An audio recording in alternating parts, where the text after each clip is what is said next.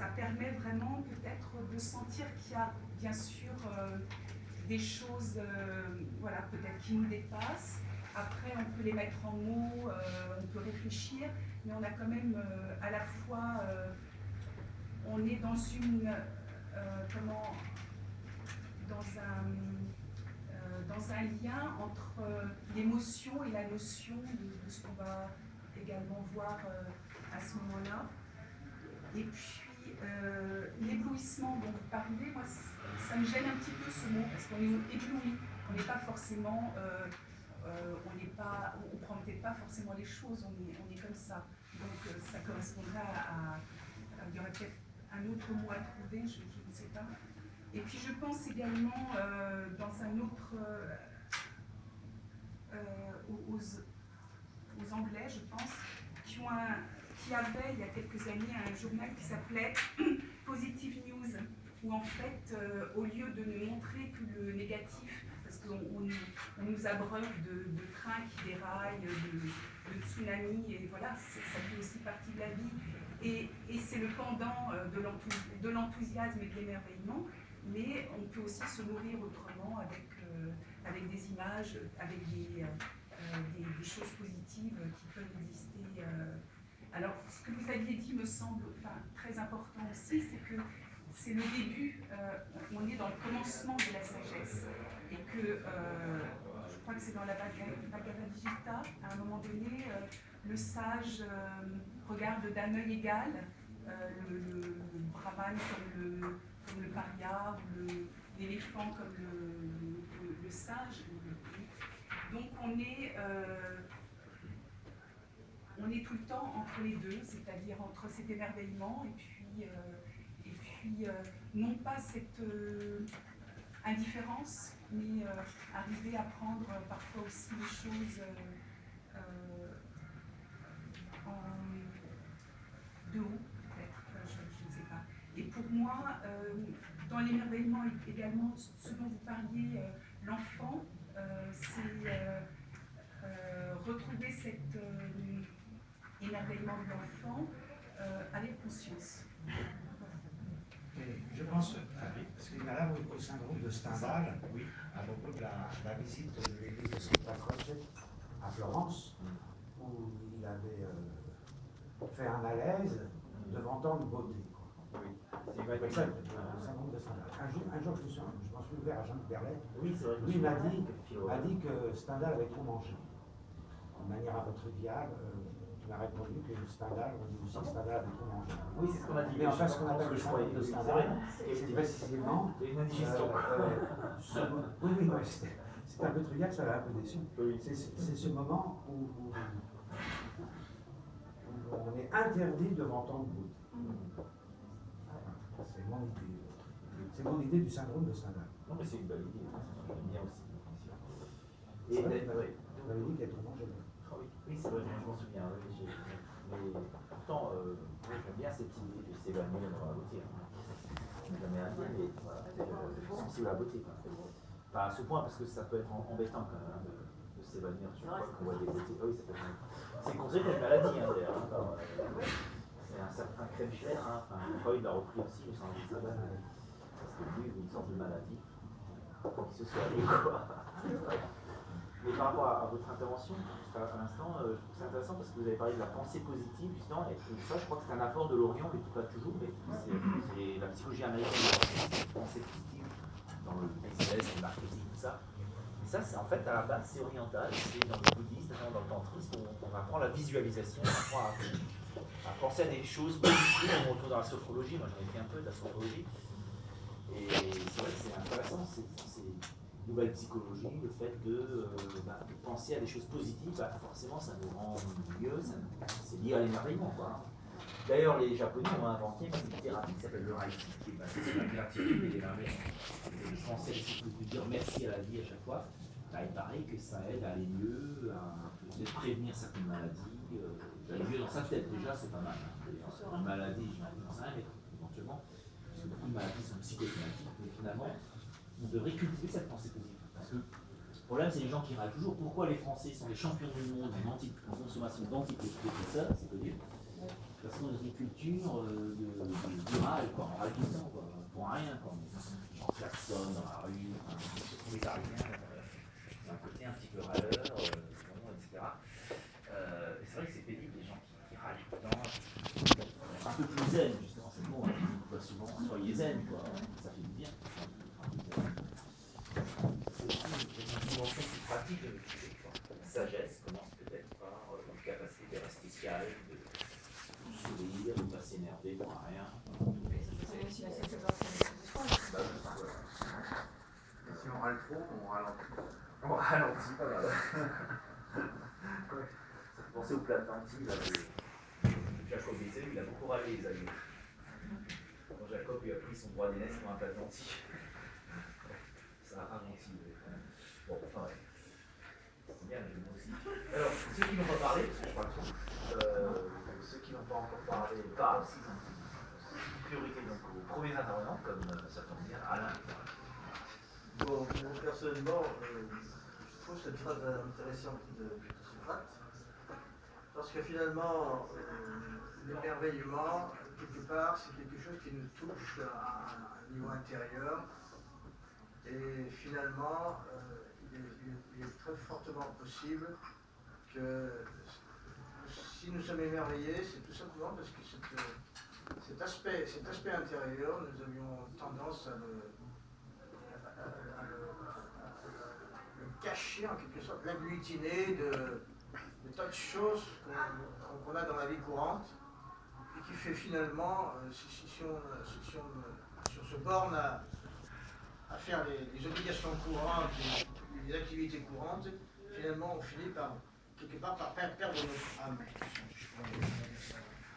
Et donc l'émerveillement, pour moi, finalement, quelque chose qui me touche, eh ben, c'est une sorte de porte d'ouverture en quelque sorte, qui permet finalement qui me touche intérieurement, donc qui me permettrait de développer quelque chose que j'ai enfoui sous des décombres en quelque sorte.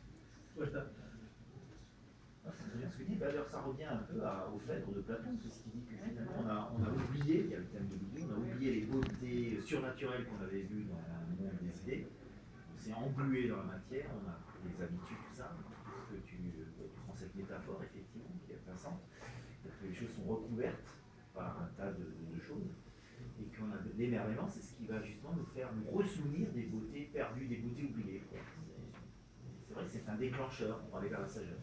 Je suis d'accord. Alors oui. On peut peut-être trouver aussi un rapport entre l'émerveillement et la joie, parce que j'étais en train de penser, vous parliez de cultiver des pensées positives. Il y a certains courants spirituels, religieux, où on essaye, bon, il y en a où c'est au contraire très strict, où il faut bannir toute joie de vivre. On pense à ce qui s'est passé en Iran, quand on a même supprimé les oiseaux. Les gens n'avaient plus le droit de posséder des oiseaux parce qu'ils chantaient, parce que ça pouvait leur plaisir. Mais à l'inverse, il y a des religions comme dans le judaïsme, où il y a certains courants, par exemple le courant Lubavitch, où on cultive une certaine joie par la danse, par le chant, la musique. Et voilà, bon, ça me fait penser aussi à ça. Parce que je pense que c'est peut-être une façon de renouveler l'émerveillement, d'être vivant,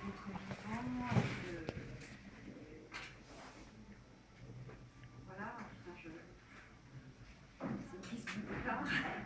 Il y a le chant dans la plupart des religions, il y a du chant, sauf dans les dérives fanatiques de certaines religions. On bannit même le chant en Iran, à un moment donné, avec les élèves. La musique est interdite à la radio. Ah, mais tout ce qui apporte du plaisir à l'être humain, donc tout ce qui peut être source d'émerveillement.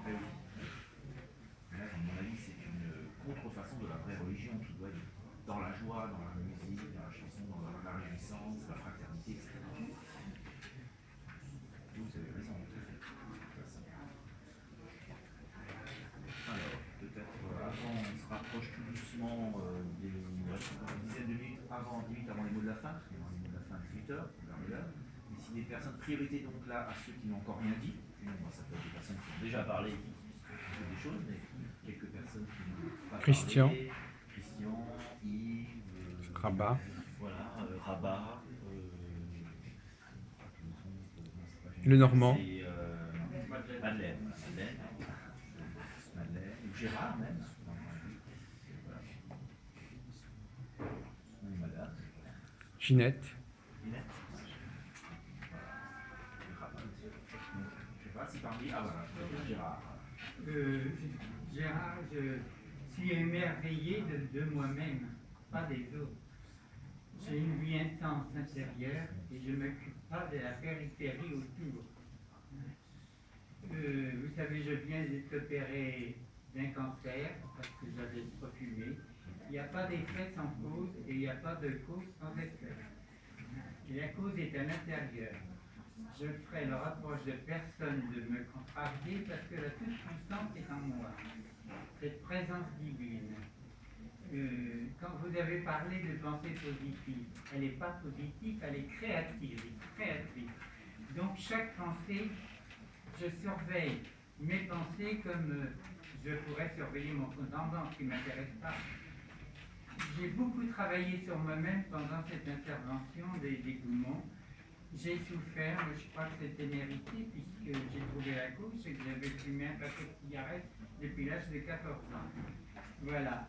Mais aujourd'hui, je suis émerveillé de ce que je suis devenu. Je suis ce que je suis parce que j'ai voulu être ce que je suis. Hein? Et personne.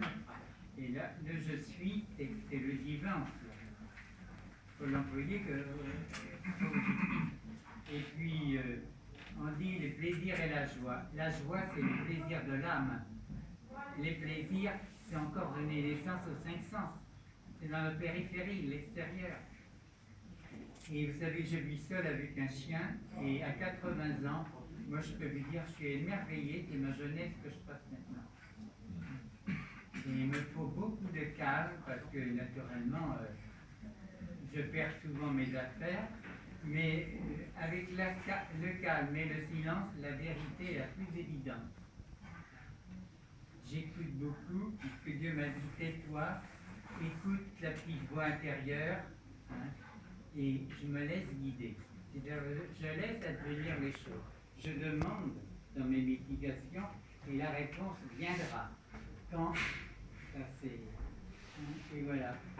Et j'ai beaucoup aimé ce sujet de sagesse parce que la sagesse, on l'a tous en soi. Il n'y a même pas à la chercher. Elle se développe. Et vous savez, moi ce qui me sauve, c'est parce que je ne suis pas un intellect. J'ai même pas mon certificat d'études. Et je suis arrivé à Paris, j'étais tellement malheureux que je me suis mis dans l'alcool et fumé comme un cul, et bref, je regrette absolument rien, c'était mon cheminement pour arriver à cette qualité de vie que j'ai aujourd'hui. Et c'est vrai, on veut chercher à l'extérieur, il n'y a rien à chercher à l'extérieur. Je suis approvisionné par ma source intérieure. Et voilà. Alors je vous remercie de tous les partages que j'ai encore enregistrés. Merci beaucoup. Merci Gérard. C'est beau ce que tu as dit. Peut-être ajouter Alors, oui. quelque chose. Ginette. Justement, ça vient vraiment juste à point, ce que ce monsieur vient de dire. Il me semble que la proximité de la mort nous fait devenir ça. Vous avez parlé de 50 ans, moi j'ai plus de 60 ans, et je crois que, effectivement, on n'est pas heureux avant tout, parce qu'on le sait tous, mais quand on approche justement d'un certain âge, Tiens, voilà Maxime. on devient sage parce que on n'a pas trop le choix. On ne peut pas continuer à berger dans sa tête. Il faut commencer à prendre des distances vis-à-vis des choses qui n'ont pas d'importance. Et une maladie comme vous l'avez dit, très grave, qui vous amène à toucher du douleur, vous allez ça. C'est dommage d'être passé par ces souffrances pour se réaliser. Je vous souhaite beaucoup de longue vie encore. N'oublions pas que l'esprit n'a pas d'âge et le cœur n'a pas de ride. C'est beau aussi, j'en ai pas de règle. Alors je profite de vos deux interventions pour rappeler qu'il y a un philosophe allemand très intéressant qui s'appelle Karl Jaspers qui a parlé des situations limites et qu'on devenait sage, justement, qu'on devenait philosophe, donc sage, non pas, alors il est d'accord avec Socrate, il a raison bien sûr, mais aussi à travers des situations limites, donc des difficultés, la prophétie de la mort, la maladie, l'opération par exemple, on aurait pu, comme on dit, y rester, quoi. C'est tout le monde, c'est pas rien. Le décès d'un proche, une rupture sentimentale, ça c'est Kierkegaard, il a fait une étude, ça faisait plus là-dessus, etc. Plein d'exemples dans l'histoire de la pensée de gens qui ont pris des risques, ou d'ailleurs le fondateur du tantrisme dont je parlais, tantrisme en France, Daniel Audier, il avait un divorce, perdu son emploi, perdu son père, perdu plein de choses et il n'avait plus rien à perdre, et puis donc il a trouvé cette voie exotique, si je puis dire, audacieuse du tantrisme sexuel. Il a écrit un très beau livre et il a réussi sa vie par la suite, puisque ça marche assez bien, il y a des gens qui viennent, il fait ce qu'il aime, quoi, dans la vie, il est heureux. Quand je l'ai vu, il m'a eu l'air d'un homme vraiment réalisé, heureux, en plus pas du tout arrogant. Il aurait pu avoir, parfois les gens qui réussissent, ce qui gâche un peu, doit être arrogant. Lui, très simple, très accessible, voilà, il m'a plu, dégager une authenticité. Ça m'a donné envie de lire le livre et de connaître mieux la voie du tantrisme. Donc c'est très important, effectivement, ce que vous venez de dire, c'est les situations limites peuvent aussi nous rendre plus sages, effectivement, en général. Malheureusement, pas toujours, ça devrait être une occasion pour être plus sage, mais parfois elles peuvent être tellement lourdes, on va mal réagir, on va s'aigrir, on va se désespérer, ça peut aller jusqu'à la dépression, voire le suicide. Tout le monde ne réagit pas de la même manière par rapport aux épreuves. Ça, c'est un mystère. Il ne faut pas me demander d'expliquer la raison. Pourquoi certains, par rapport aux épreuves, comme disait Nietzsche, ce qui ne tue pas me rend plus fort. Oui, c'est vrai, c'était peut-être vrai dans son cas, encore qu'il est quand même tombé dans la folie. Mais bon, il admet que c'était vrai dans son cas d'une certaine manière, jusqu'à sa folie. C'est vrai dans beaucoup de cas, mais parfois il y a des cas où ce qui ne nous tue pas nous rend plus faible, ne rend pas forcément plus fort. On meurt peut-être pas, mais on n'est pas bien, quoi. Donc c'est le mystère quand même de la liberté humaine ou du destin, je sais pas, qui fait que certains, avec les mêmes coups durs, certains vont réagir d'une manière très positive, se transcender, etc., et puis d'autres vont complètement se laisser aller. Voilà, rien n'est sûr. Génétique, oui, après, oui, comme dirait Spinoza, citons-le quand même, puisque je parle de la sagesse, on n'a pas encore cité Spinoza. C'est bien, au moins ici dans ce café Tao. Personne ne dit, je suis étonné que vous n'ayez pas encore parlé de Spinoza. Mais ça, c'est peut-être. Merci, c'est à moi qui. C'est son esprit. Spinoza était avec lui, peut-être. Donc, Spinoza dit une chose très très juste. Il dit qu'en fait, notre sentiment d'être libre, en fait, c'est lié à notre ignorance sur les causes qui nous déterminent. On a toujours des causes. C'est un peu ce qu'il semble dire, effectivement. Pourquoi certains vont mieux réagir dans l'épreuve de l'autre, c'est peut-être parce que un jour, ils ont senti plus d'amour, etc. Ou les bouddhistes iraient même plus loin, ils iraient même jusqu'au vie antérieure. Ils ne se prononcent pas là-dessus, mais ils disent simplement qu'il y a une explication pour toute chose, mais simplement on ne la connaît pas. On peut dire mystère, effectivement, ou on peut dire méconnaissance, tout simplement. Ignorance, tout simplement. Voilà. Ce que la religion peut-être appelle un mystère, Spinoza va l'appeler ignorance, tout simplement. Bon, voilà. Mais effectivement, dans la sagesse, Spinoza, c'est un exemple, j'en profite pour dire juste encore un mot sur Spinoza. Il a eu une vie de sage, véritablement, puisqu'il a vécu très simplement, était polisseur de verre, il a refusé une chaire de philosophie à Heidelberg, que lui proposait Leibniz, un philosophe allemand, très puissant, avec des relations. Il a reçu un coup de couteau, mais il n'a pas eu de ressentiment contre son agresseur. C'est vraiment la vie d'un sage, on pourrait dire laïque entre guillemets, parce que bon, il n'est ni athée ni croyant, puisqu'il est d'origine juive, mais il ne croyait pas dans la révélation, il croyait dans un Dieu intellectuel en quelque sorte, un Dieu qui ne fait qu'un avec la nature, le fameux Deus sive natura. Et aujourd'hui on le reprend beaucoup parce que avant tout le monde il avait compris que les animaux avaient une âme, enfin contre Descartes, que l'homme n'était pas un empire dans un empire, il a annoncé l'écologie, ça a été un voyant en quelque sorte, un visionnaire extraordinaire. Et on commence à en parler quand même pas mal. Mais voilà, c'est une petite parenthèse spinoziste ou spinozienne, comme vous voulez. S'il y a encore, donc il nous reste le temps juste pour peut-être une intervention de quelqu'un qui n'a pas encore parlé, sinon on peut passer au mot de la fin. Finalement, terminer sur Spinoza. Christian. Alors oui, ou une question, oui. Christian, il pourrait pas Ah dire oui, quelque chose. Christian, pas question, Christian. Christian, tu as une question. Alors oui, Christian, tu veux dire quelque chose avant les mots de la fin? Pour les annoncer, éventuellement. Moi, depuis quelques mois, là, je suis constamment harcelé par des clientes qui veulent se suicider suite à un chagrin d'amour. Je n'arrête pas de me battre contre les démons de la dépression des clients en leur disant qu'on a tous des pulsions de vie et de mort. On est tous partagés et même on traverse des morts héroïques. reconnaissance. C'est pour ça qu'il y a des rituels. Dans toutes les sociétés, on traverse des rituels très particuliers. Entre autres, dans notre catholicisme, on a toutes les communions, confirmations, chaque événement est important. Même un mariage, un rite de passage important. Donc, néanmoins, j'ai pas arrêté de penser à ce sujet de... moi, je suis émerveillé par la vie. Mais j'ai connu dans tout le monde des moments durs et des pulsions de mort. Alors, j'ai des gens qui vont jusqu'à aller se battre, si vous voulez, contre le djihad pour frôler la mort encore plus près. Alors, ça me tracasse, enfin non, ça me tracasse pas, mais ça m'a beaucoup... j'ai pas arrêté de penser à tout ça depuis quelques mois. Et donc là, j'accroche un petit peu le fait que, bon, dans l'enseignement de Van Point, d'ailleurs, il dit très clairement que chaque individu a deux compagnons de route. Le maître donc, de Castaneda, Castaneda.